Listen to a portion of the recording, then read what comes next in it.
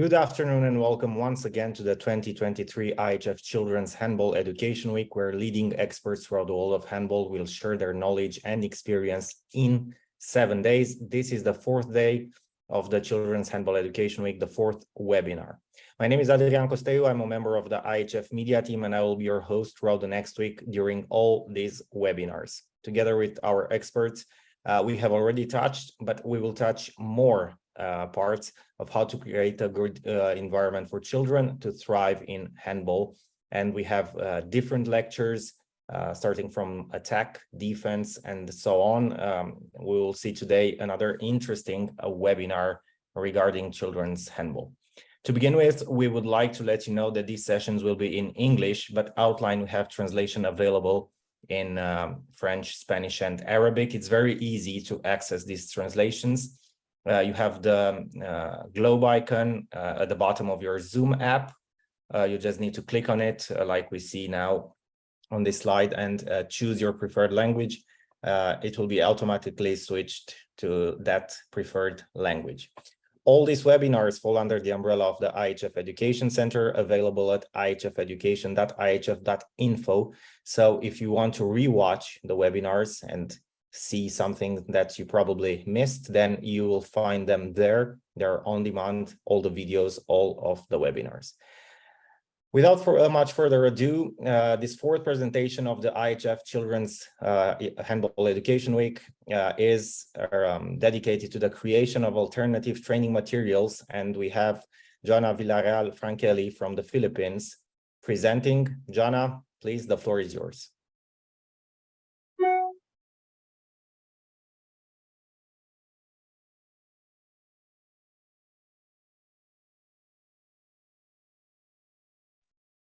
Hello, Adrian. Can you hear me? Perfect. Yes, everything is all right. The floor is yours. You can start your presentation, please. Thank you very much. Thank you. And good day to you, our dear handball friends. I hope all of you are doing well and are excited to be here today. Thank you for spending your valuable time to be with us. But before I start, I would like to thank the International Handball Federation and the Handball at School Working Group for organizing this series of lectures and giving me an opportunity to share my experience. I am sure that we have teachers and coaches from the novice level to the highly experienced, and maybe parents and even school administrators. I hope that whatever your role is in your community, at the end of this session, you will be able to take away some key points that will be helpful in the development of handball in your school, your community, or even in your country. For today's session, our topic is creation of alternative training materials. For our agenda, this lecture consists of 5 parts. First, we will revisit the purpose and motto of Handball at School. This is essential in answering the question, why we are here, and what is the significance of the work we do. For the second part, we will discuss training resources. We are teachers, we are coaches. When we try to impart knowledge and understanding, it is important for us to use tools to enhance each child's learning experience. Then we will discuss creating teaching units, preparing children for official competitions, and finally, we will wrap up with a summary of what we have discussed today and answer any questions you may have related to this topic. For our learning objectives, it is our aim that after this lecture, you will be able to know the purpose of teaching handball at school, understand the value of existing training resources that are available to you, and creating alternative learning materials. Third, our aim is for you to be able to contextualize methods and approaches in creating teaching units and preparing your students for competition. And fourth, we can all reflect on our own situation and create possibilities for the development of handball.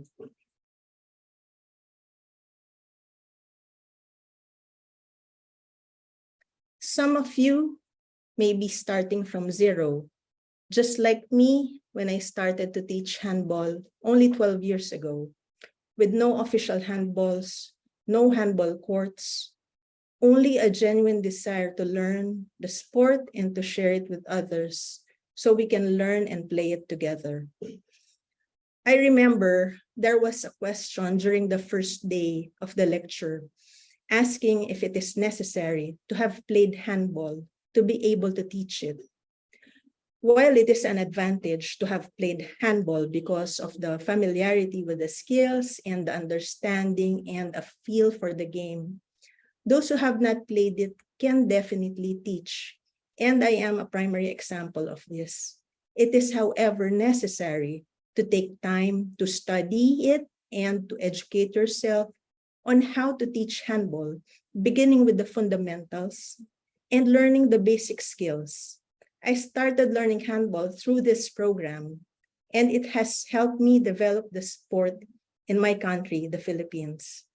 After the first handball at school course conducted by Dr. Nabil Taha in 3 cities here in the Philippines in 2012, we have been able to put together school clubs and teams for different age groups.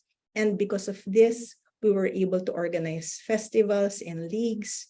And from this, we were able to form national teams for both indoor and beach handball. It was a lot of work, but the positive impact it created and the lives that was changed was worth all the time and effort spent. So whether you are experienced or just starting, there is always room to learn, to improve, and find new ways to make handball interesting, exciting, and an activity that your students will enjoy and look forward to playing. To start, we want to revisit the purpose of the IHF for the Handball at School program.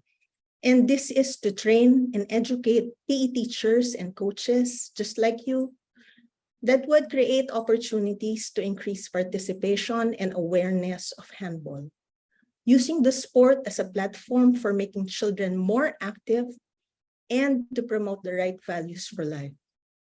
With the motto fun, passion, health, letting our students experience handball in a fun and positive way will lead them to be passionate about the sport.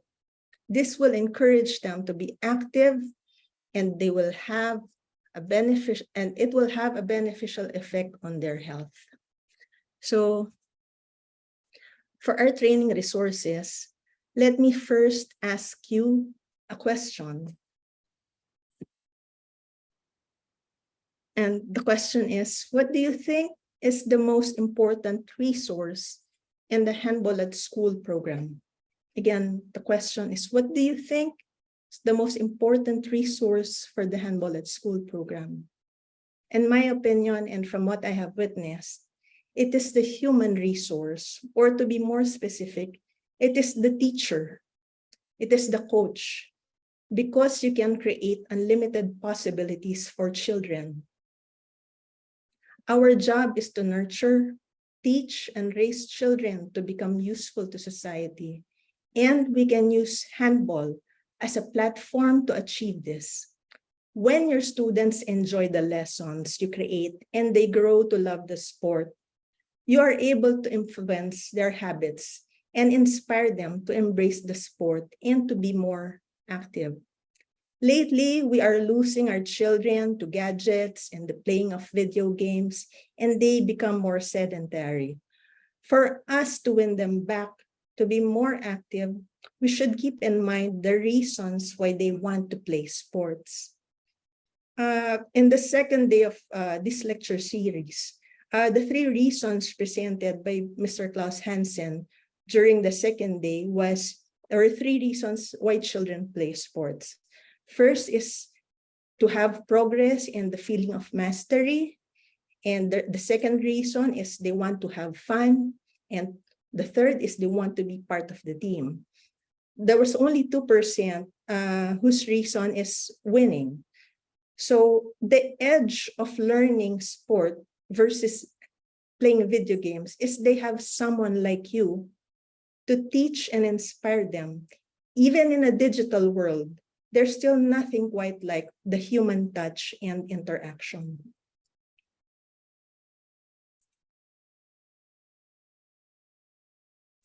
As teachers, we need tools. Just like when we guide the children, we need guidance as well, especially for those who are just starting to teach this wonderful sport.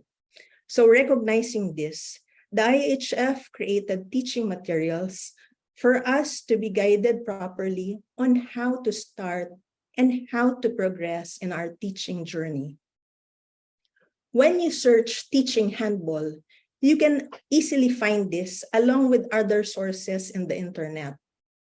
The issue now is not a lack of information, but information overload. There's so much material available. Some are excellent, some are okay, but some also are open to question. So using this booklet series will help you start right. And we all know that it is important that we start right and to use the right materials.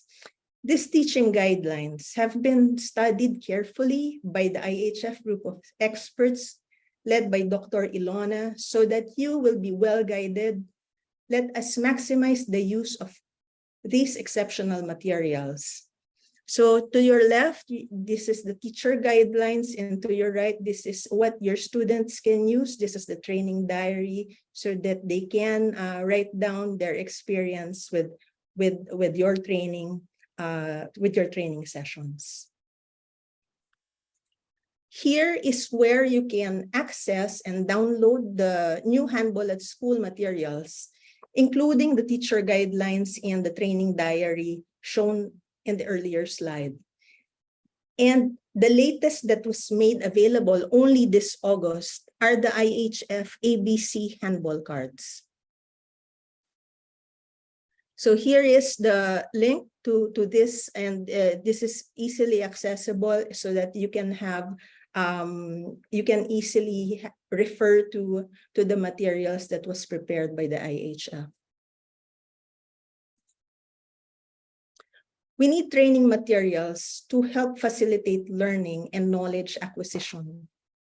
We understand that all of us come from different backgrounds, different environments, and therefore the material available to us varies.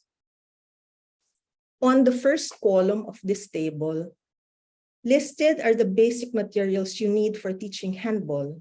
Of course, you need the handball, you need a playing court, you need markers and goals.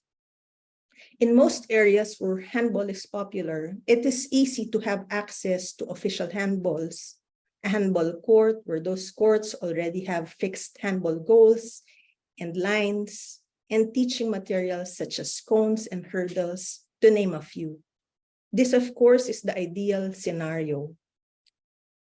In countries where handball is popular, they have schools that already have existing programs, and access to these materials is not an issue.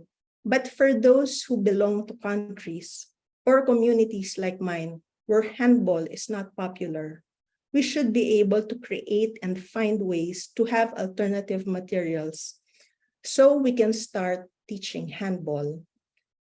I have encountered those who will say, we don't have handball courts or we don't have handballs. That's why I can't teach. On the contrary, you can always create materials if you want to start. So as alternatives, if you don't have the traditional materials, for example, you don't have the official handballs yet, you can improvise handballs made of soft materials. You can use foam balls or squeeze balls. For the handball court, you can use any open space like basketball courts or an outside field. The surface, even if it's made of grass, you can use it to play, and you can use improvised courts. For markers, you can use recycled materials like water bottles, string, even chalk to draw the goal area lines. And for the goals, you can improvise goals using available materials like the PVC pipes, foam markers, painted walls. But when creating materials, the number one consideration should be safety. And then it should be as close to the original materials so that skill learning and adaptation will be optimal. What do I mean? Let me start with a ball. The ball should just be the right size, not too big, not too hard. Using smaller balls is acceptable.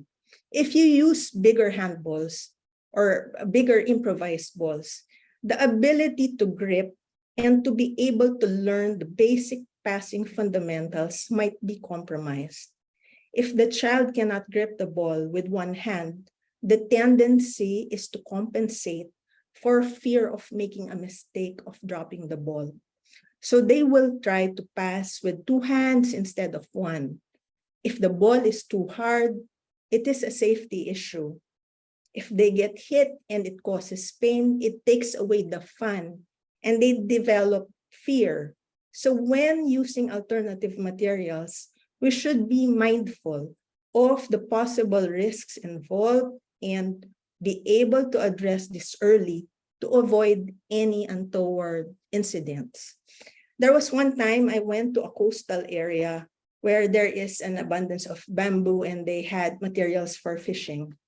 So they were able to create goals from the bamboo and the fishing nets. They had nice goals, however, they were sharp on the edges. So for safety, they were asked to polish and make it safer. So in the end, the goals were able to serve its purpose and no one got hurt. Again, if there's a will, there's a way. However, these are examples of creating materials so that you can start. My suggestion is this should just be temporary. This should just be a temporary solution. But as you go along and as the students progress, the quality of the training materials should improve along with the quality of instruction. So you need to get the community, such as the parents, the school administration, and your federation involved, which is the topic for the first lecture of this series given by Dr. Nabil Taha. Involving them can help you acquire the official handballs and all necessary materials for further development. In the research I conducted locally among those who started a handball program in their schools, two factors were evident to have a sustainable program. Number one is, of course, the desire of the teacher, because he or she is the one who plans and initiates the activities. They must have a sincere desire to impart handball to their students. And number two is a supportive administration. If these two are present, then it is most likely that a program can be developed.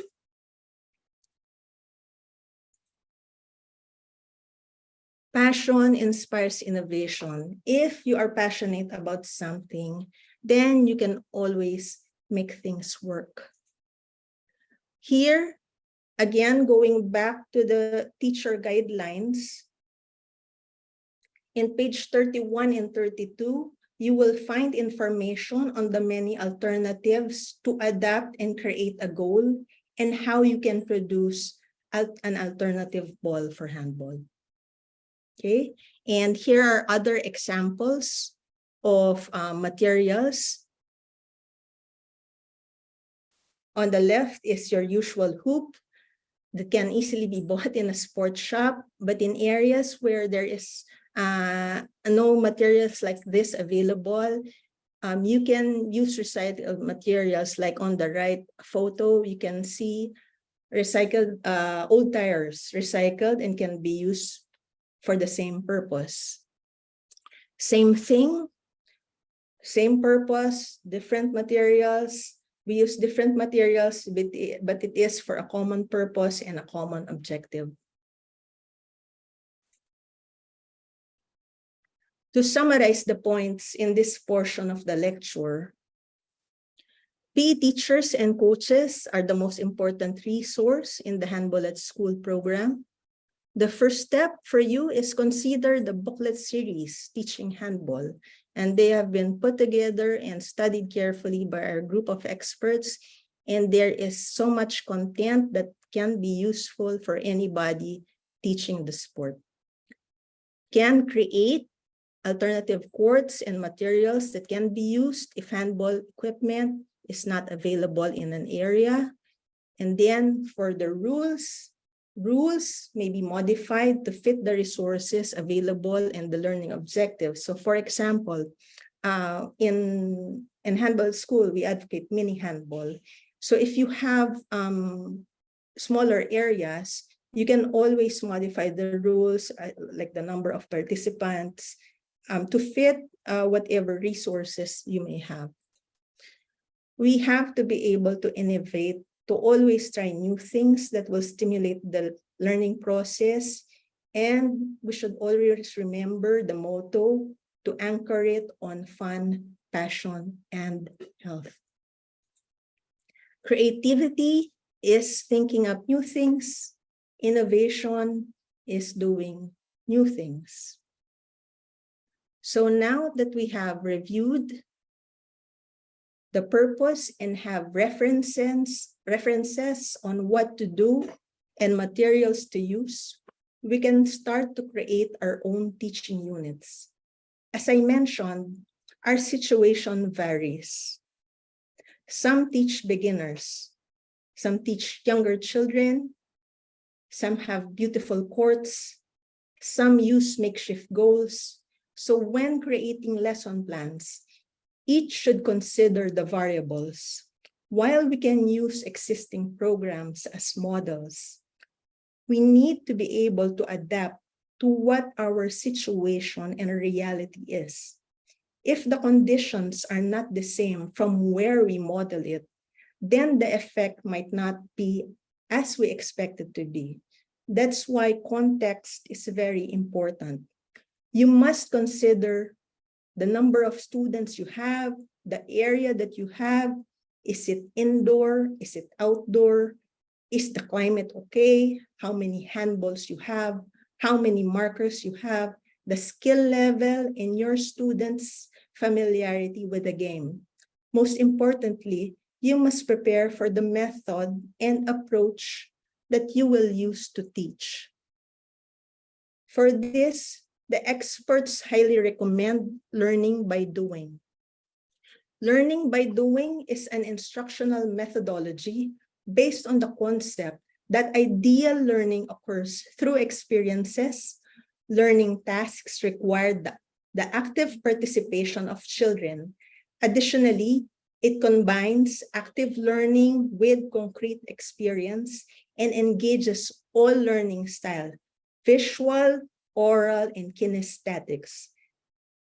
Then we go to the recommended approach, which is the games-based approach. The idea of the game-based approach is to develop a teaching process with the learner at its center in problem-solving situations that teach the game of handball.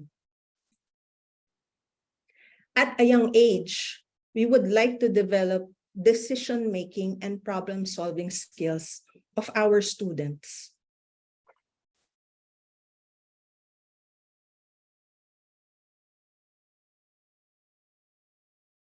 While repetitive drills are important for mastery and to develop their technical skills, the repetitive nature of drills can bore them. The idea is to have a variety in your training program and design activities that will both help the child improve their technical skills and their problem-solving skills. So finding the right balance is key. Games can be used for warm-up and to prepare the body for more intense activities. So here is one example of the games approach for warm-up. You can use warm-up games. So most importantly, having games in your warm-up can set the tone for the rest of your training session. You are also preparing not just their bodies, but their minds, and are enabling them to be more engaged in the activity and allow them to interact more. So here is an example of a passing game.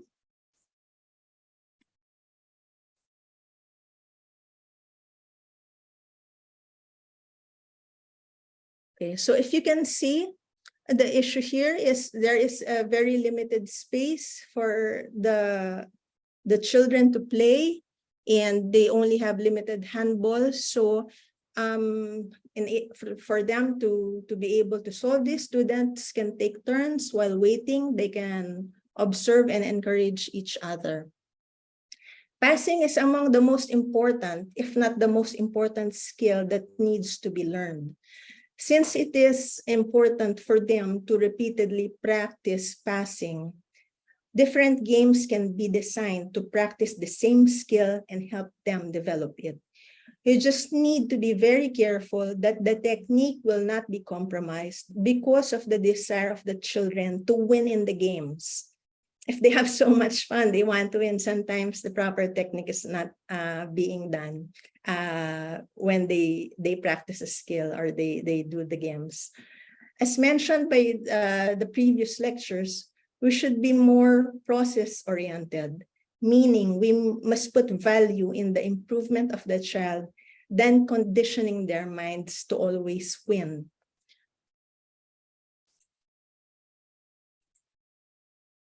So to summarize the major steps for implementing the handball-based, game-based approach, there are 4 steps, and number 1 is the identification of learners' game playing level. Second is learners play the game form. Third, diagnose the game problems, needs, and set a plan. And fourth is designing tasks and teach skills.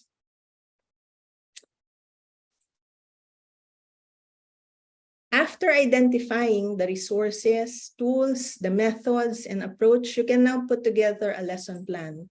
There are 3 components of a successful lesson plan. First, it has to have learning objectives. A learning objective describes what a student will know or will be able to do after the class or training sessions. The second key component is your learning activities. The learning activities should be directly related to the learning objectives and provide experiences that will enable the student to acquire skills and understand their progress towards those objectives.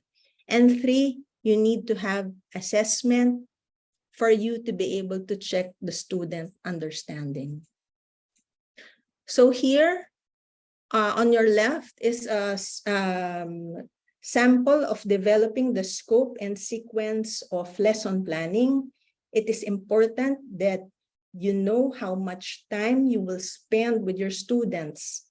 Ideally, the more time you spend with them, of course, with quality of instruction, there's a difference, of course, between activity and productivity. With quality instruction, the more they will learn, and the more times that you meet them, the more they will learn.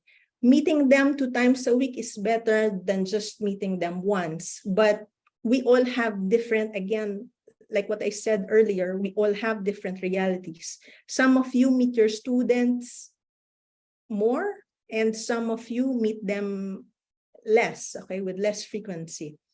For example, you're only given 1 cycle, or let's say 8 weeks, and you just meet them once a week. So what is your goal by the end of the 8th day? And for each day, you're supposed to have a plan so you can maximize the time you spend with the children and create a lasting impact. It may be that you are just invited as a guest coach for 1 session. So you have to know and do your research on the age, skill level, and their background of handball. Have they already competed, or are they just learning? To be an effective teacher or coach, knowing your students is essential. So after you have planned, there will be times that the result is not as you expect it to be. So you have to be able to adjust your plan if needed.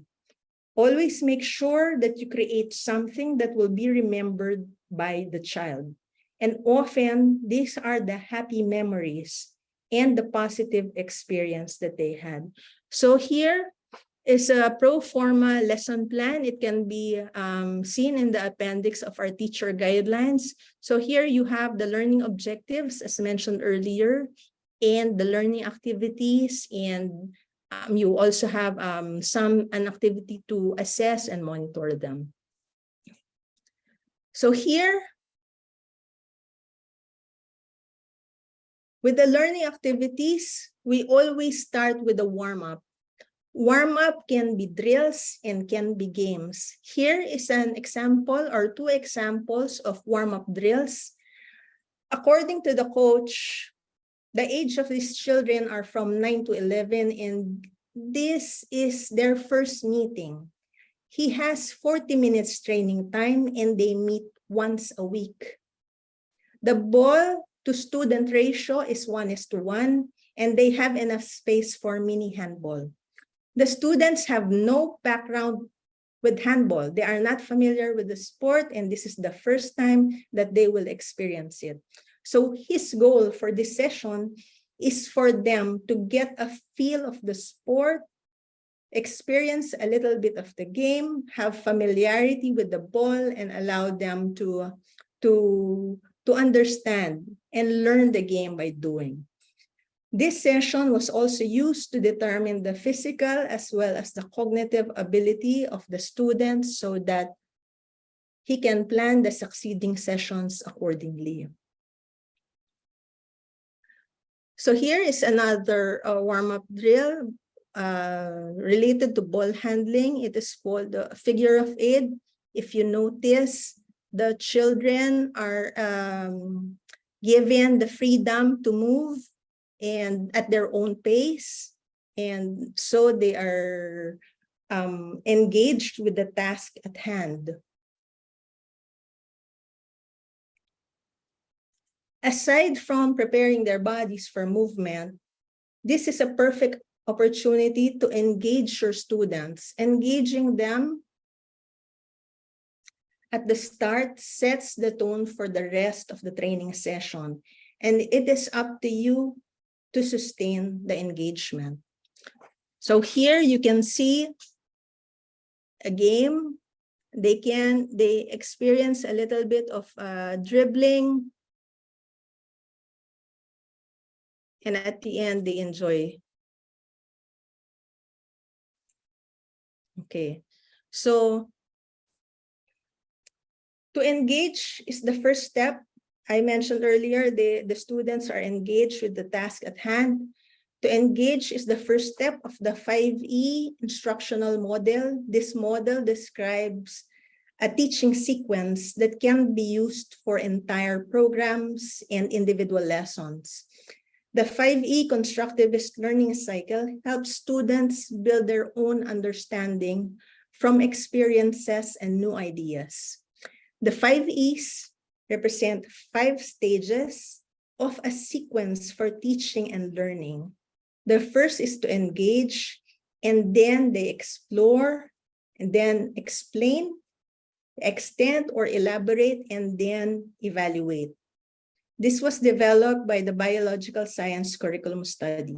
The 5Es is the instructional model for constructivism, and other models have been adapted from this model.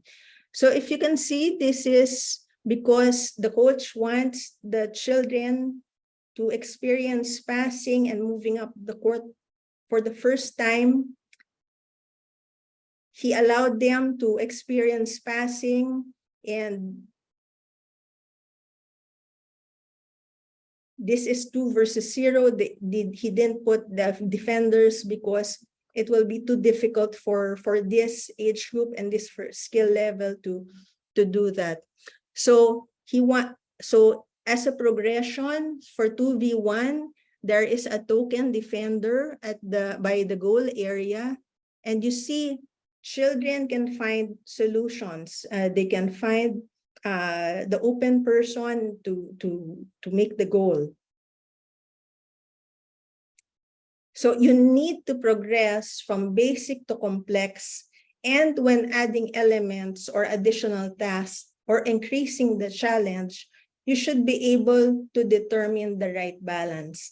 If the task is too difficult for the child, then it will demotivate him to continue with the activity. If the task is too easy, then it will bore him. So again, you have to find the right balance, or what they call the happy medium. So here you can see for 3 versus 2, you can see and observe that the passing technique can and should be improved, and they cannot improve overnight. There is a development process. That is why lesson planning is very important. It is important to get feedback and to use tools such as this video to explain how the technique can be improved and why it is necessary to do things in a certain way. So at this moment, you have already engaged them. You allow them to explore first. You have or give them a chance. You have the chance to explain and extend and evaluate, so that in the next sessions, you can plan and help them improve. So for beginners, there's no mistake, right? They can only, you can always say that there is a better way to do it. So guidelines for lesson planning. So for example, you have seen the example in the videos, and for example, these are your students. So for the next training session, because you have already assessed and you know their skill level, because this is the first time you have seen them, what do you think, or what should be your activity on how can you do your plan for the next training session? So going back to our booklet series, here are the guidelines for lesson planning. Number 1, ensure multiple opportunities for practice, enjoyment, and challenge. Next is use more game-like tasks than exercise and drills. Next is work more with the ball than without the ball. Scaffolding practice from easy to hard and from simple to complex. Tactical and motor behavior.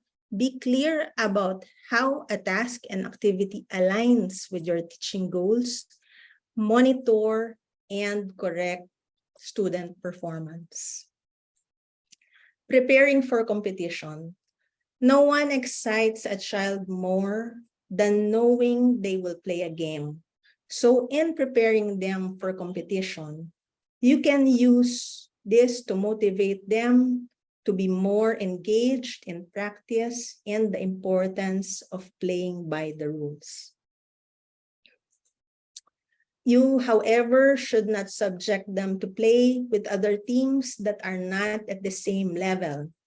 If the teams they play against are older, bigger, and more developed, they are at a big disadvantage and might cause them to feel bad, and you might lose them in the process.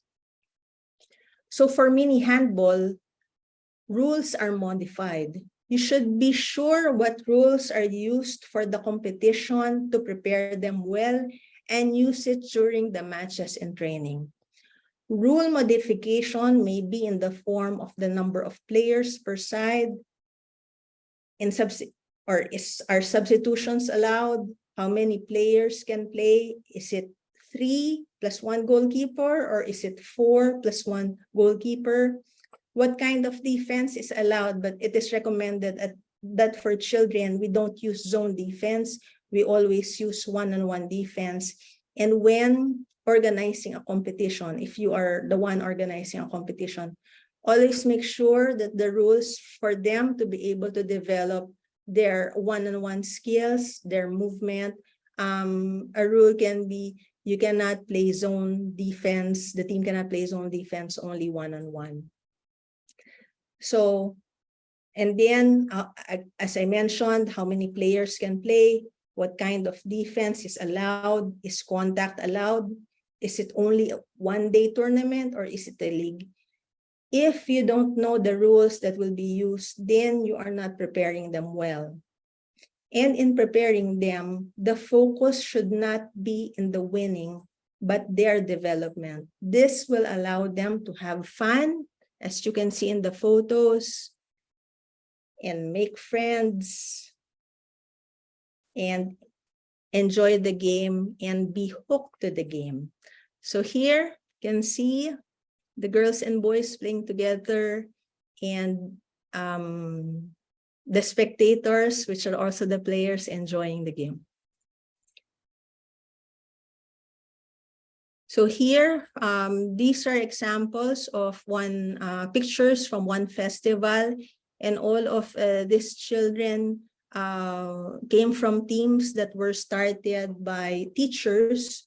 Their clubs were started by teachers who attended the Handball at School program, and they, as you can see, they enjoy and they can have learned the skills, beautiful technique for shooting, and the most important is they experience the game and they enjoy the game. Matches in training. Competitions for children create good and lasting memories. You should prepare them well for these.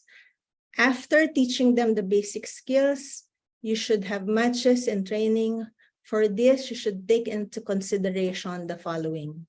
Number one, the stages of development. Next is games and lead-up matches. So for the stages of development, the way you train a 9-year-old beginner should be different from the way you train those who have already acquired their knowledge and skill. And for example, the same 9-year-old, their background of handball can be also different.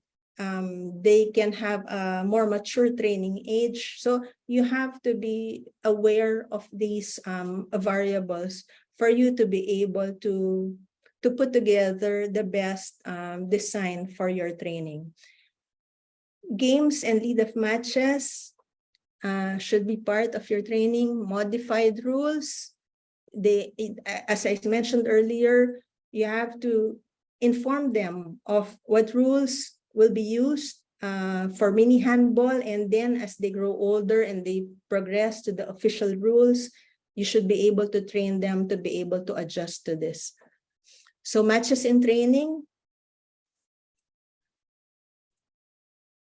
you should try to train them in attack as well as defense. Yesterday, Coach Ignacio gave a very informative lecture on the methodical development of defensive systems, and you can learn from the principles he shared. The importance of both attack and defense should be emphasized at the early age of development. The use of elements and progression from mini handball to handball enriches the learning process. Including lead-up matches in training is essential to prepare children for official competitions. It is important as individuals that we dig deeper on your personal purpose for being here today. For those who will just start to introduce handball, we can be clear on what resources are available to you now and how you can maximize them. And if the conditions are not ideal, how can we create alternative learning materials? How can we create lesson plans and prepare children for competition? These photos are dear to me because if you notice this photo with the two boys on your left most column, they started at 14 years old. The teacher attended the Handball at School course in 2012, and in 2014, they were able to start a program in their school. So these two boys became part of the school program, and they participated in the festivals, in the leagues, and together they were chosen to be part of the youth team, and they played in the IHF trophy. And now, so in 2014, they were 14 years old.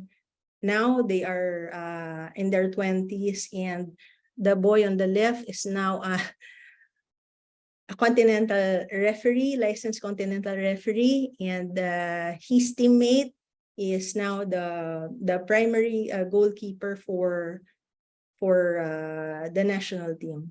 So if the teacher didn't start the program in their school, they wouldn't have achieved these milestones. So imagine the impact you can do when you start a program in your school. Imagine the impact and imagine the lives that you can possibly change. So I hope this somehow inspires you.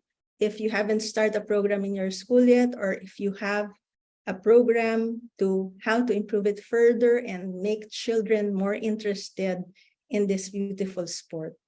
So to summarize, we want to review everything that we have discussed, the purpose and the motto of handball at school, and I hope you now know a fun, passion, and health by heart, the training resources that you can use at the moment, what is existing and what you can create, methods and approaches, learning by doing and games approach, creating a lesson plan and preparing for competition, and how you can put all this together depending on your context, depending on your situation. So everyone has creativity within. It is only a matter of unlocking the creativity with motivation, inspiration, and education. So to end, as a reflection, can you now list down 3 resources that you currently have to be able to teach handball?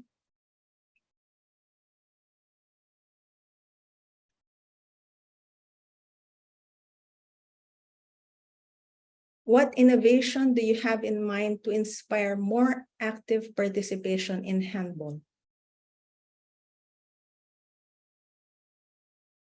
And from today's learning and your personal experience as a teacher, coach, or administrator, what can be the first course of action you will undertake for the development of handball in your school or in your community?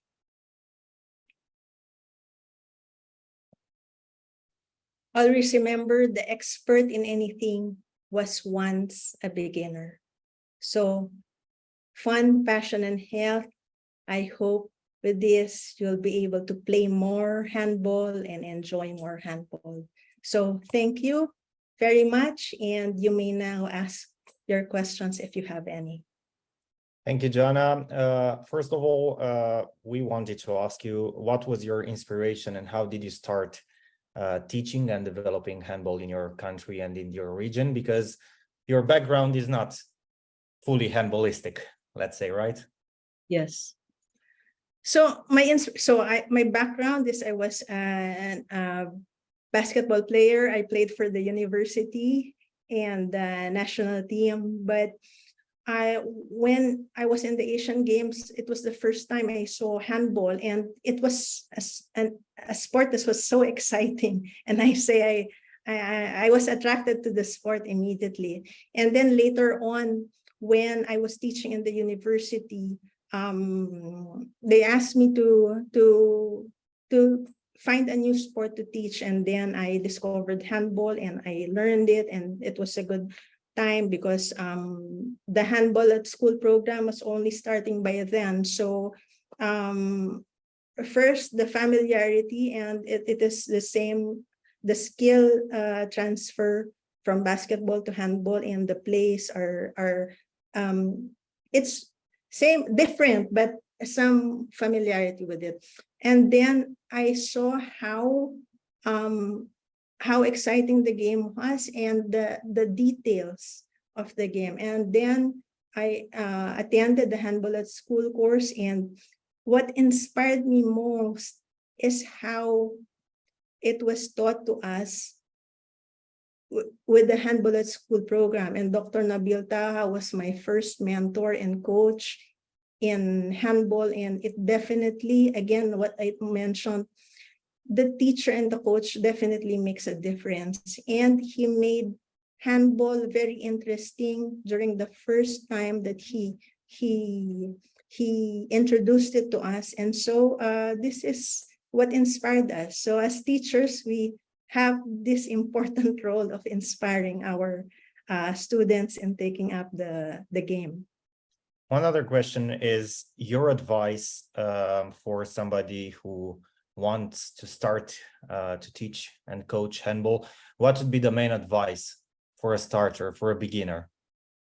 Again, like what I mentioned earlier, find the appropriate materials. Always watch. I started watching the games over and over again in YouTube, and then I had to spend time, and then I had to experience it. So I tried, when I taught it in the university, I tried to do on my own, to learn by doing, to practice the passing. It's different, you know. The skill is different, the technique is different. You have to learn it. So always spend time, number one, watching the games and reading materials, using the right materials. And in your case, we are very lucky. We have this material, the teaching guidelines. We can use it. The content is excellent, and we can just spend time in learning something. If you don't spend time in learning something, then it will be very difficult. So my suggestion is just spend time, watch videos, read materials, and you can start with the teacher guidelines in learning the sport. You mentioned earlier that some countries, of course, have issues with providing materials to play. Isn't it a demotivating factor for many in those countries? And what would you say to them if they do not find, and how should they try and build something without having the proper materials? Like I mentioned earlier, creating alternative materials, it's just a temporary solution, but you can start, okay? So when you create alternative materials, it is not about the materials, but it is about the game itself. So you have to, of course, it is challenging. It is easier if you have materials available to you, and this is a reality. But if you go and dig deeper and understand the joy of playing the game, even with the alternative materials that are not as, you know, high quality, you can enjoy the game with improvised materials, soft. You can buy like small balls, and then you can practice at the same using the same activities as what they use in the advanced countries in handball. It is, you have to just learn how to enjoy the game and the benefits of it. And I know that through the federations, the IHF can provide materials, but it just takes time. But and I know that, like for us, it took time for us to get a hold of these materials. But so we had to start with the alternative materials first, and it was just temporary until the right materials came in. Right now, you can order things online. It is just a matter of time when they will arrive to you. But I'm sure IHF will always have this support when it comes to handball, especially if when teaching handball. But this should be done through the federation. So if you have a federation, it is best to get in touch with them. Or if you have schools or universities, I'm sure they will, if they get to know the value of teaching handball, then maybe they can help you with acquiring these materials. How important is, of course, you've talked about the game itself, but how important is to train the mental skills and the motivation in young players, in children? Of course, it is very important. again, if you are not able to engage them, then you lose them at the start. So you have to be able to engage them at the start. That's why it is important to approach the games approach, especially during the warm-up, because it sets the mood for the entire training session. If they are bored at the beginning, then maybe you lose them at that moment. But if they enjoy what they do, you make it fun, then it motivates them to continue, and you have to keep them engaged. Again, the activities that you should use are the activities that are not too hard for them, but not too easy. Because if it's too hard, it's too hard, it changes the mindset. They will feel that they cannot do it, so therefore they will just not do the activity. If it's too easy, it bores them. So the activity has something to do with the mindset. So you should always find the right activity for them. And the most important thing is you should know what makes your students click. So this is very important. Mindset, so all these elements are important to engaging the students to play the game. Because you've mentioned activities and the balance you need to keep between those activities, which are the skills that need to be taught first for children in children's handball? Of course, the grip. The grip is the very first thing that you should teach. And then, of course, passing and catching, because when you teach them passing, that is they will be able to play the game, move up the court. So passing and catching, how to grip the ball, those are the first very basic fundamental skills. Of course, they have to learn footwork and how to go to the open spaces. So these are for me the most important. If they learn how to pass properly, then throwing or shooting as the goal is easy. We had this question also for Klaus in the second webinar. Is the score important in children's handball? Do the children need to win or to lose to learn something, or is just at this young age they need only to play and discover handball by themselves? It is more important at the younger age for them to develop. Okay, winning, there's nothing bad about winning, but it should not be the primary focus. And if you see, he presented the research of why children play sports, and you can see that only about a little over 2% play sport because they want to win. So this is a good opportunity for us to be more process oriented and to focus more on improving and developing their skills. One other question. For the question, I'm sorry. No, one other question. No, it's okay. Yeah.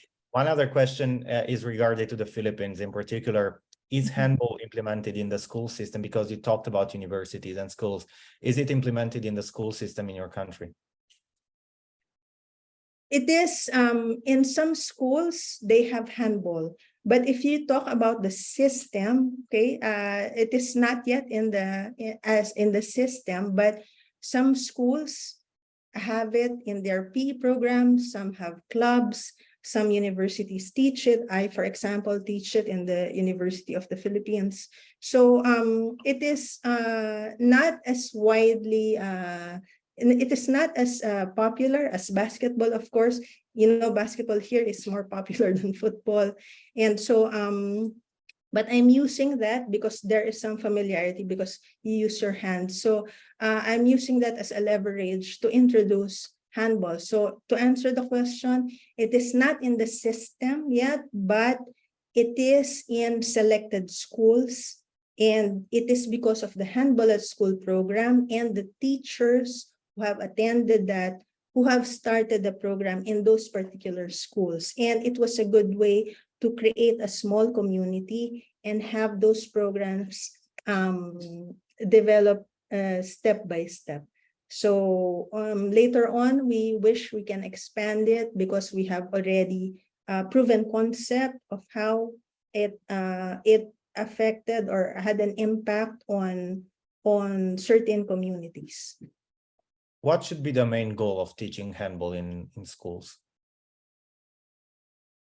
Fun, passion, and health. That's the main goal. So it's quite easy. Okay, and another question, how should the trainings look for children? Only sessions about defense, and then in the next day only sessions for attack, or you should mix those during training sessions? It depends, like I mentioned earlier, how many training sessions you have. So if you have very few, you can mix them up. But if you have the convenience of having more training sessions, you can put focus, like what is your learning objective for this session? So the learning objective for this is defense. So you can create activities that will highlight defense. So so again, that's why it all depends on your situation and your context. So we are just giving ideas, but it is you are the best person that can determine the design of your lesson, because we have different realities and we have different situations. But for me, I would like to have focus. If I had more time, I would like to have focus for training sessions. So for example, this training session, I can focus on attack. For the next, I can focus on defense. But the activities should be, you should have games, you should have drills, you should have matches. So it is in the mix, the right mix of the activities that will help you engage your students more and help them learn more about handball. Joanna, thank you very much for your presentation and for your answers. Of course, it's been a lot of help, and we hope we inspired some of the attendees here, and we will help them also tomorrow at our next webinar, which will start at 13 CEST. Be there for now. Thank you very much, Joanna. Thank you very much for attending. Have a nice day and see you tomorrow. Thank you very much.